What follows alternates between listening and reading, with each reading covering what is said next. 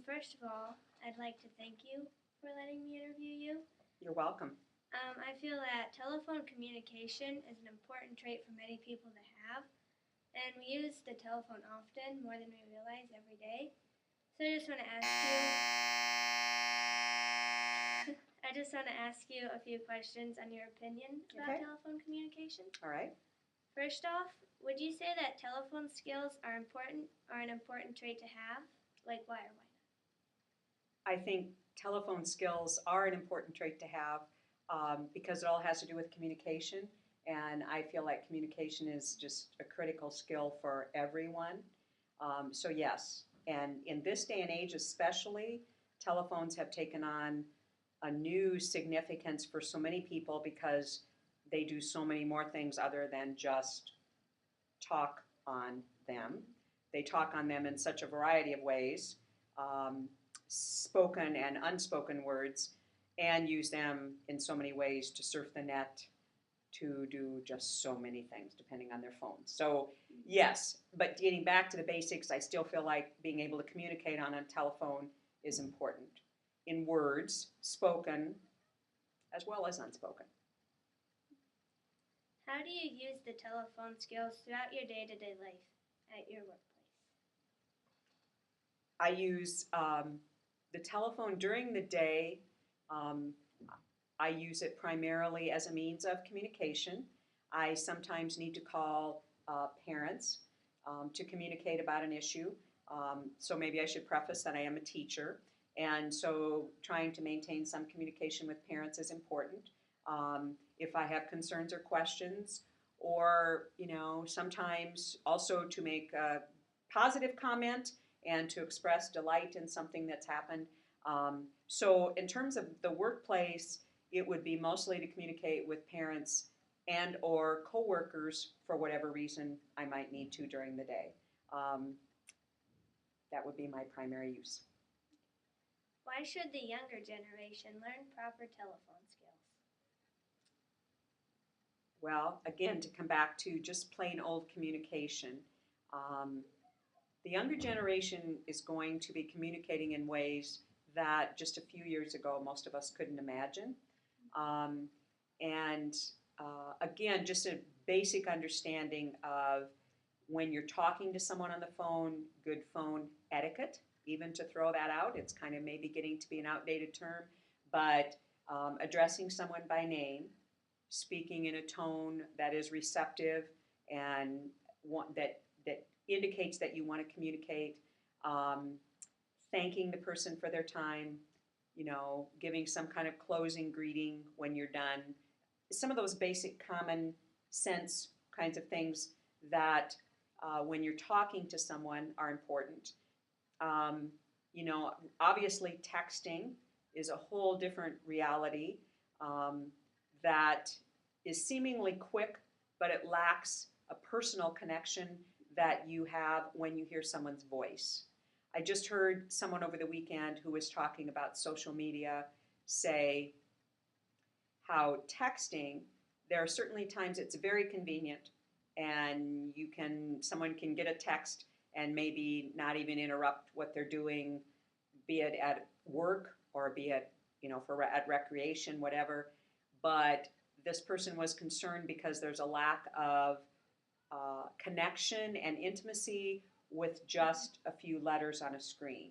That when you talk to someone and you hear their voice and you sense emotion, whether it be sadness or joy, that there's so much more you can get from a conversation when you're actually communicating and hearing someone's voice. So that is a concern I have, that we're going to miss some of that if we just are communicating with those few letters we use when we tweet. Tweet, Twitter, blog, all of those things. And that's going to be a challenge for this generation for sure, is how do I maintain some true intimacy, some true connection when I'm not sitting face to face and I'm not hearing someone's voice. It's going to be a challenge. And it is now, and it's going to be. I actually have a question here that says, is texting endangering telephone skills? Because I know through personal experience, like I would text someone and I'd be like, let's call. He's like, I get stage fright because he's so used to like texting. And you know what? I think that makes a perfect, and that's only one example, but I think that's one example. You could find many people who would be in a similar situation, that they also are finding that there's such a difference in terms of um, that there's, and I find myself sometimes when I'm hurrying and I don't want to stop and take the time to call, and I find myself sending that line or two, and it's kind of an easy way out, because then maybe I avoid the exchange and the interaction and the extra time it would take to have that interaction, but I'm also missing out on the interaction. I mean, so, and the greater connection that might come from that. So I think your point is very valid, that it's it's like anything, any new improvement, so to speak, has its good points and its bad points, its blessings and its burdens. And that's certainly true with communication on the phone at this point in time. So why do you think people are kind of afraid to talk on the phone, like verbally? Well, I think we've somewhat started to address that. I think it's a time factor. It's and again, a lot of us are busy, very busy, or we think we are. I don't know, somewhere in that range. And I think it's also, again, like you said, your friend says, get stage fright. I mean, you can, maybe it's a mask, maybe it's a persona thing that you can depict with just, typing in those few letters, and, it's an expression of who you are, but yet it isn't the same as, again, saying something to someone, having them say something back, and then you listen and reply. And again, it isn't that someone doesn't text you right back and you text them right back.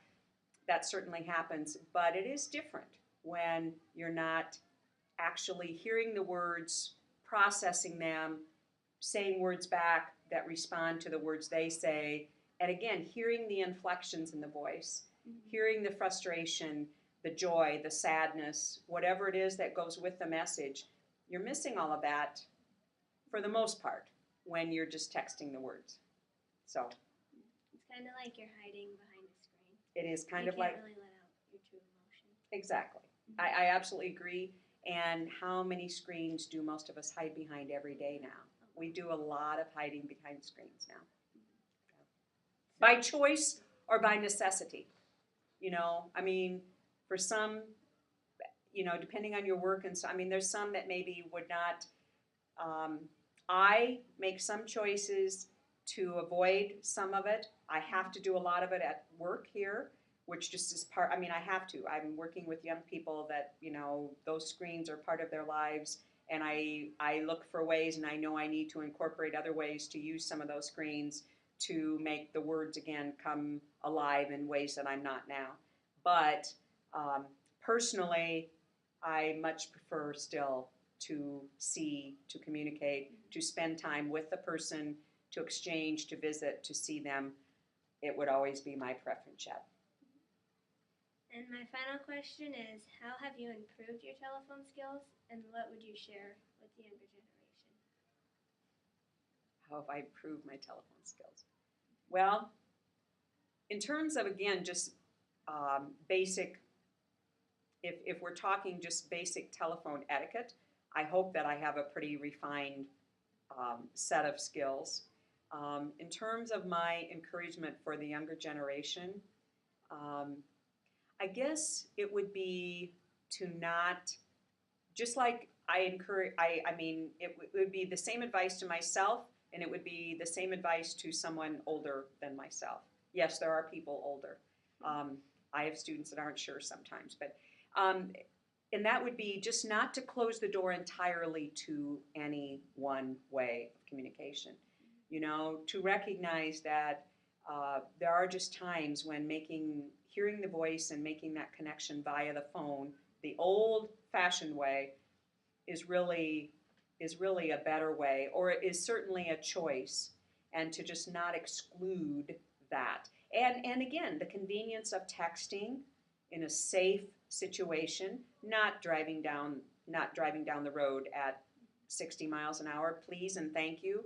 I get so aggravated when I'm meeting someone who is down here and not even looking at the road or at me because I don't want to see the front end of their fender in my face. But it's like, so pick your times and recognize that part of being a responsible communicator is knowing the time to use a certain means of communication. And to realize there are times that it works, that it's convenient, yes, great, go for it.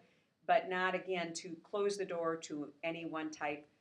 Don't miss hearing people's voices that you like to hear, you know, because some of those voices are not going to be around forever, and you're going to miss them desperately. And so don't deny yourself the delight of hearing a voice. But on the other hand, recognize the convenience and the practicality of more contemporary and efficient communication when it works for you. That's very good. Again, thank you for your time. You're so welcome. I'm glad I could take the time.